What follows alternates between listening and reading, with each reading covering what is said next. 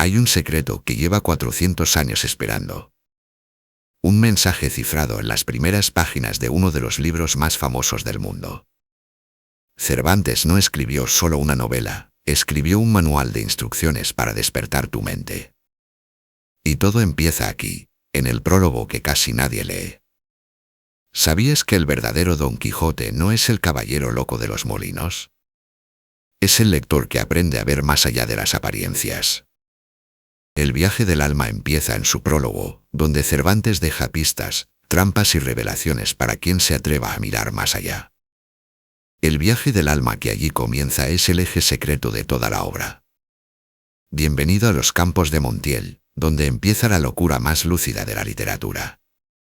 En los próximos 20 minutos vas a aprender algo que cambiará para siempre cómo lees libros, cómo detectas mentiras y cómo piensas por ti mismo. Vas a aprender a leer el Quijote como lo leería el propio Cervantes, sin miedo a las apariencias, cazando ironías y reconociendo sus trucos más brillantes. Pero primero, necesitas saber qué estaba pasando realmente cuando Cervantes escribió esas primeras líneas. Imagínate por un momento, es el año 1605. Vas a una librería en Madrid. Todos los libros nuevos vienen con el mismo disfraz. Prólogos llenos de citas en latín que nadie entiende, nombres de filósofos griegos tirados al azar, y poemas de amigos del autor diciendo lo genial que es. Era como el Instagram de la época, pero con togas. Los escritores se la pasaban haciendo name dropping, como dijo Aristóteles. Como escribió Cicerón. Como cantó Virgilio. La mayoría ni siquiera había leído a esos autores. Solo copiaban las citas de otros libros. Era el postureo intelectual más grande de la historia. Piénsalo como cuando alguien en redes sociales presume de leer libros que nunca abrió, o cita frases motivacionales que encontró en Google. Los lectores estaban hartos, pero nadie se atrevía a decirlo en voz alta.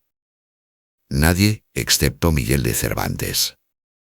Cervantes había vivido de todo: soldado, esclavo, recaudador de impuestos, escritor fracasado. Había visto la vida real, no solo la vida de los salones literarios. Y tenía una misión: acabar con esa farsa de una vez por todas. Su arma secreta no fue una espada, fue un prólogo. Aquí viene la jugada maestra de Cervantes. Empieza su libro con estas palabras: desocupado lector. ¿Desocupado? ¿En serio? Es como si Netflix empezara sus series diciendo, tú, que no tienes nada mejor que hacer. Pero esa palabra no era casual. Cervantes eligió desocupado porque significa dos cosas. 1. Tienes tiempo libre para leer. 2. Tu mente está libre de prejuicios. Luego viene la bomba. Cervantes dice, no sé cómo prologar este libro. No tengo citas de sabios griegos. No tengo amigos poetas que me elogien. Espera. El autor más inteligente de España dice que no sabe escribir un prólogo. Es como si Messi dijera, no sé jugar fútbol. Obviamente es mentira. Cervantes sabía perfectamente cómo escribir prólogos. De hecho, acababa de escribir el mejor prólogo de la historia fingiendo que no sabía hacerlo. Entonces aparece en escena un personaje misterioso, el amigo consejero. Este amigo le dice a Cervantes, oye, ¿qué te estás complicando? ¿Quieres citas latinas? Pégalas de cualquier lado. ¿Quieres nombres de filósofos? Ponlos en orden alfabético. Total, nadie va a verificar nada. Cervantes inventó un personaje para decir lo que todos pensaban, pero nadie se atrevía a confesar, que el mundo literario era una estafa gigante. Era su forma de decir, el valor está en el contenido, no en el disfraz.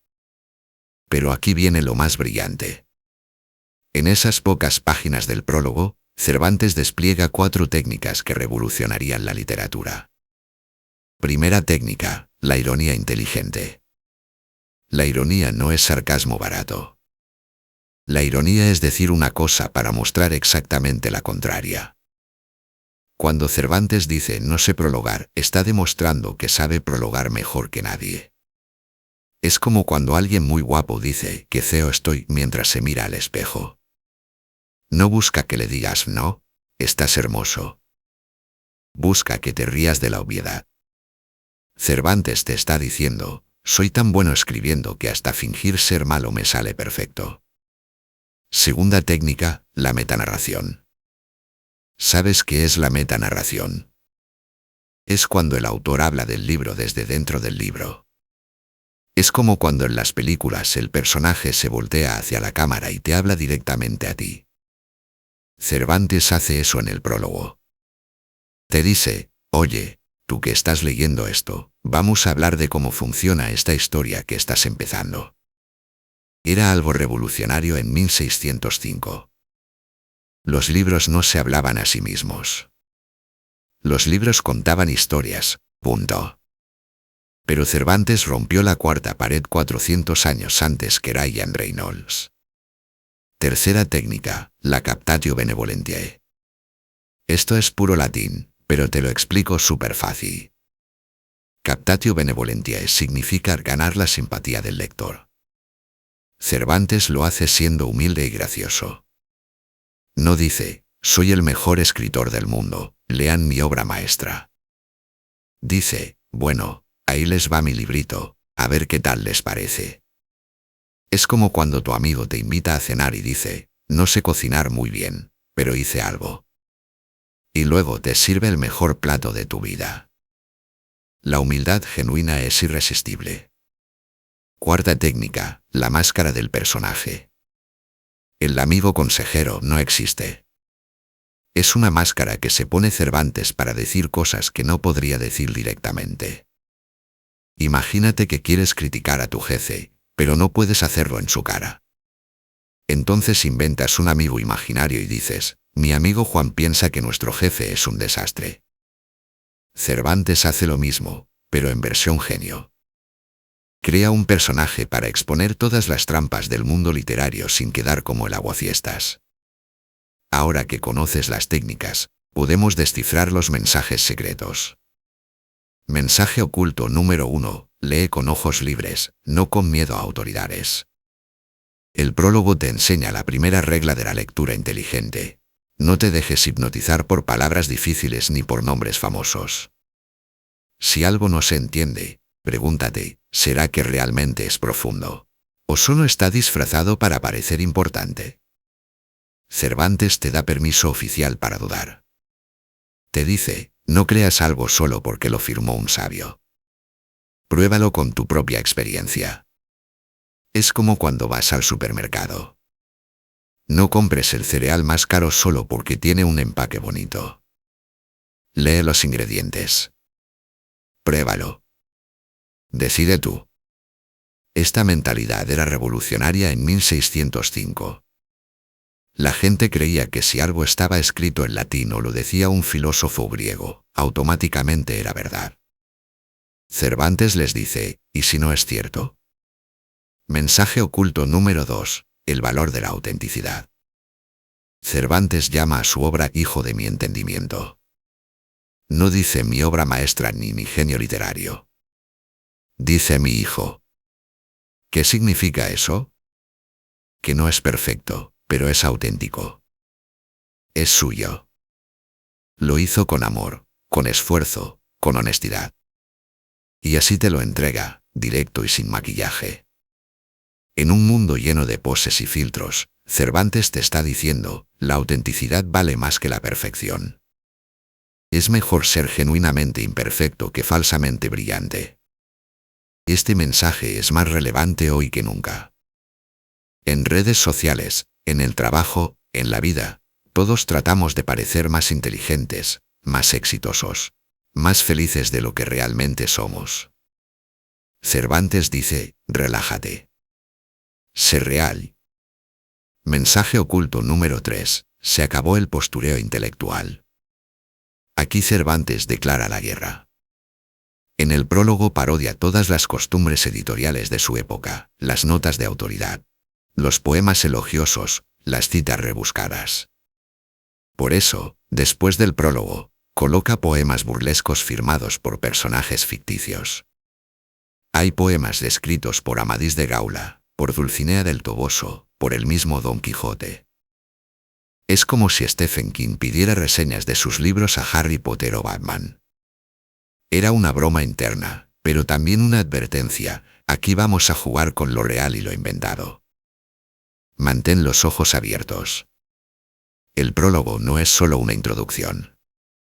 Es un manual de instrucciones para leer toda la novela. Te está diciendo: si entiendes esto, entenderás todo lo que viene después. Primera instrucción: realidad versus ficción. Si el prólogo ya es teatro, si ya mezcla personajes reales con inventados, el libro entero será un espejo con múltiples capas. Nada será completamente real ni completamente falso. Todo estará en el medio. Segunda instrucción: locura versus cordura. El mundo llamará loco a quien piensa por sí mismo. Pero, ¿quién está más loco? ¿El que ve gigantes donde otros ven molinos? ¿O el que acepta todo lo que le dicen sin cuestionarlo? Tercera instrucción: autoridad versus verdad. No creas algo porque lo firma un sabio. No lo rechaces porque lo dice un loco. Evalúa las ideas por su mérito, no por su fuente. Cuarta instrucción: la risa que piensa. El humor no es distracción.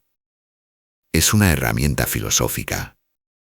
Cuando algo te hace reír, pregúntate: ¿por qué es gracioso? ¿Qué revela esta broma? Las mejores comedias siempre esconden las verdades más profundas. Campos de Montiel, el puente entre prólogo y novela. Después de leer el prólogo, el libro arranca con una de las frases más famosas de la literatura.